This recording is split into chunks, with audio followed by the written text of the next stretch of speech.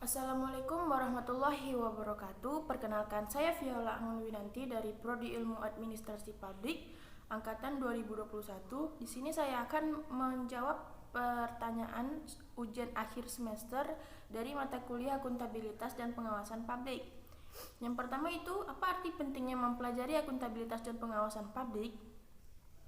Sangat penting adanya akuntabilitas dalam penyampaian layanan publik. Hal ini didasarkan pada argumentasi bahwa keberadaan suatu negara sangat bergantung pada rakyatnya.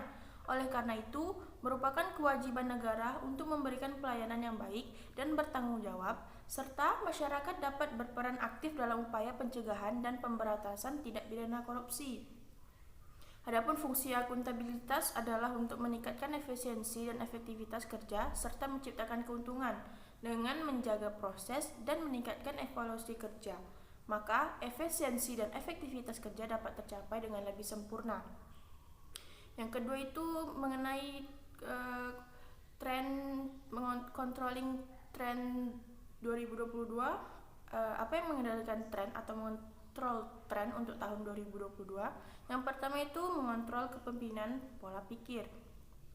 Pengendalian harus merefleksikan kekuatan metodologis dan analitisnya dan secara aktif berpartisipasi dalam desain model bisnis masa depan.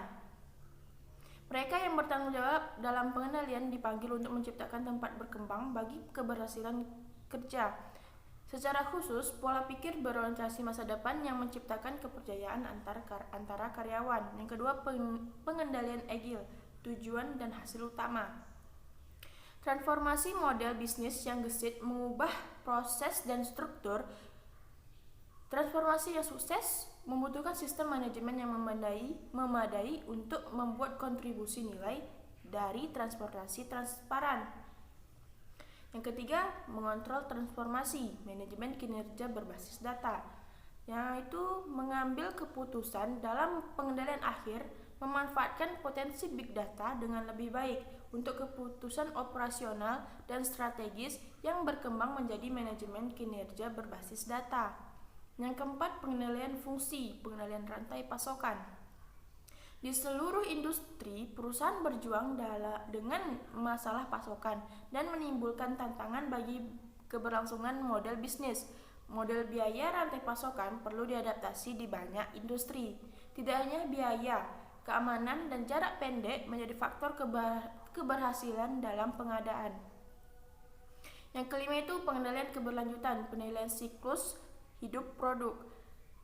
Seluruh siklus hidup suatu produk menarik, mulai dari pengadaan bahan baku hingga daur ulang dan pembuangan produk.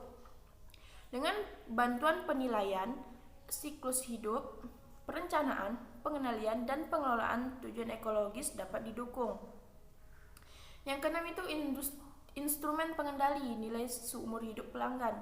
Nilai seumur hidup pelanggan menjadi semakin penting untuk mengendalikan instrumen kelayakan ekonomi produk selama siklus hidup di bawah pengaruh potensi cross-selling dan upselling menjadi tolak ukur untuk implementasi. Mengontrol harus mempertimbangkan pengalaman pelanggan yang lebih besar saat mengevaluasi produk. Yang ketujuh itu pengendalian digital, analisis biaya dan manfaat. Dalam mengendalikan, keterampilan eksploratif semakin dibutuhkan untuk memetakan biaya dan manfaat proyek digital secara realistis. Pengendalian digital membutuhkan kemampuan untuk berubah dari pihak karyawan dalam mengendalikan. Yang terakhir, kompetensi pengendalian, model kompetensi. Perkembangan saat ini meningkatkan tekanan dalam praktik untuk mendefinisikan dan mempromosikan profil peran pengendalian modern. Model kompetensi pengendalian di perusahaan masih terlalu sedikit memperhitungkan topik kelincahan, transformasi digital, ilmu data, dan keberlanjutan. Sekian jawaban dari saya, kurang lebihnya mohon maaf. Wassalamualaikum warahmatullahi wabarakatuh.